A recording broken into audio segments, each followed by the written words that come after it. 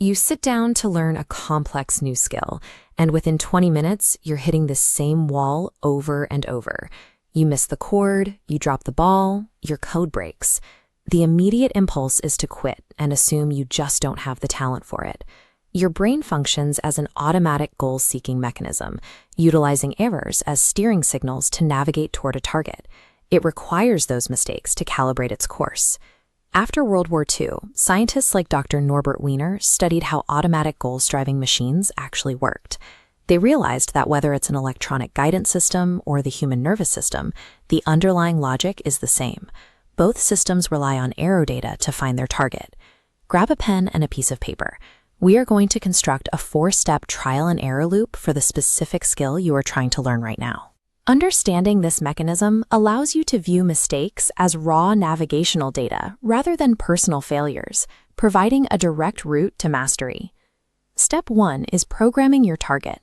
At the top of your paper, write down the hyper-specific, successful end result of the skill you want to acquire. Your brain's built-in success mechanism operates like a guided missile. A missile sitting on a launch pad cannot compute a trajectory or adjust its steering fins until it has precise coordinates locked in. Writing "get better at tennis" gives your brain nothing to track. It is too vague for the mechanism to engage. However, a target like "hit a perfect topspin backhand down the line" creates a defined physical and spatial goal.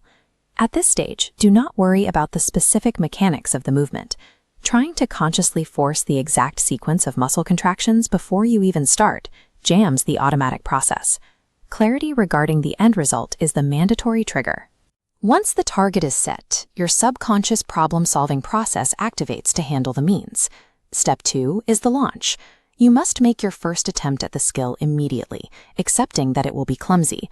Learners often stall because of paralysis by analysis. They freeze while trying to consciously dictate every individual muscle movement to ensure the first attempt is perfect. Action does not require conscious calculation. When a baby first learns to reach for a rattle, the hand does not move in a straight line. It overshoots, pulls back, and wobbles. That initial zigzag movement is a data gathering phase. Your brain requires physical motion to establish a baseline trajectory. It cannot steer a vehicle that is stationary. Early clumsiness is the mechanical prerequisite your brain needs to start collecting steering data. It is not an indicator of your potential. Step 3 is calibration. When you make an error, log it objectively. Write down exactly what went wrong physically, omitting any emotional judgment. You can see this process clearly in the operation of a self-guided torpedo. A torpedo does not travel in a flawless straight line. It moves forward, drifts to the right, receives an error signal, known as negative feedback, and automatically adjusts its rudder to steer back to the left. Your nervous system replicates this feedback loop. By simply noting an error, such as a grip that was too tight, you provide your brain with the negative feedback required to adjust the rudder for your next attempt. Anxiety and anger actively interfere with this internal machinery. Maintaining emotional detachment turns every failure into forward momentum. Step 4 is the lock-in. The instant you achieve one correct, successful repetition of the skill, stop immediately. Pause to intensely focus on the exact physical sensation and mental state of that successful execution. Cybernetic learning requires the system to consciously drop past errors and exclusively record the successful response for future use. By intentionally dwelling on the feeling of that success, you transfer the action from strenuous conscious effort into an effortless subconscious habit.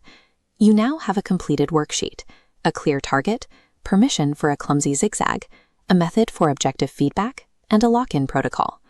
This loop aligns with the specific biological engineering of your brain's success mechanism.